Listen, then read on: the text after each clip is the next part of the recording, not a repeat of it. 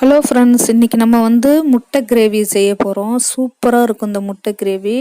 இந்த மாதிரி நீங்கள் செஞ்சு பாருங்கள், நல்லாயிருக்கும். அதுக்கு முன்னாடி லோட்டஸ் பியூட்டி அண்ட் சமையல் சப்ஸ்கிரைப் பண்ணாதவங்க சப்ஸ்கிரைப் பண்ணிக்கோங்க. வாங்க வீடியோக்குள்ளே போகலாம்.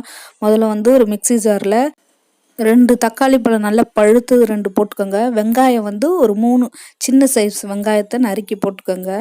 நம்ம அரைக்க தான் போகிறோம். சின்ன வெங்காயம் ஒரு 15 உரித்து போட்டுக்கோங்க. நல்லா சூப்பராக இருக்கும் இந்த கிரேவி. அப்புறம் பூண்டு ஒரு 5-6 பல்லு உரித்து போட்டுக்கோங்க. இஞ்சி 2 துண்டு போட்டுக்கோங்க. மொத்தத்தையும் அரைச்சி வச்சுக்கோங்க. நல்லா நைஸாக அரைச்சி வச்சுக்கோங்க. இப்போ நம்ம தாளிக்க போகிறோம். இந்த கிரேவியை நல்லா வதக்கணும். எண்ணெய் ஒரு 2 டேபிள் ஸ்பூன் ஊற்றிட்டு, வெந்தயம் ஒரு 1/2 ஸ்பூனும் சோம்பு ஒரு 1/2 ஸ்பூனும் போட்டுக்கோங்க. நல்லா பொரியட்டும். பொரிஞ்ச உடனே கருவேப்பிலை போட்டுக்கோங்க, ஒரு கொத்து கருவேப்பிலை போட்டுட்டு நல்லா ஒரு பச்சை மிளகாயை நறுக்கி போட்டுருங்க. போட்டுட்டு நல்லா வதக்கி விட்டுருங்க. இப்போ நம்ம அரைச்சி வச்சுருக்க பேஸ்ட்டை என்ன பண்ணணும், அதில் ஊற்றி நல்லா வதக்கி விடணும். அப்போ தான் நல்லா இருக்கும் இந்த கிரேவி. நல்லா வதங்கட்டும். இப்போ நல்லா வதக்கி விட்டுக்கிட்டு இருக்கும்போது இப்போ நம்ம தேவையான அளவு உப்பு போட்டுக்கலாம். ஒரு 1/2 ஸ்பூன் உப்பு போட்டுக்கலாம். போட்டுட்டு நல்லா அதை வதக்கி விடணும். இன்னும் கொஞ்சம் நேரம் வதக்கி விடுங்க. இப்போ நான் மிளகாப்பொடி எல்லாத்தையும் எடுத்து வச்சுருக்கேன்.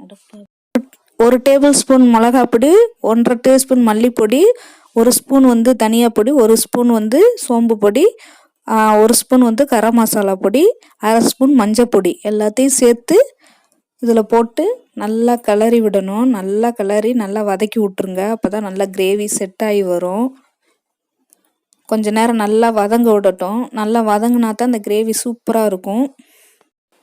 இந்த ஸ்டேஜில் தேவையான அளவு தண்ணி ஊற்றிக்கலாம். கொஞ்சம் திக்காக இருக்கணும் முட்டை கிரேவி. அப்போ தான் கொஞ்சம் நல்லா இருக்கும்.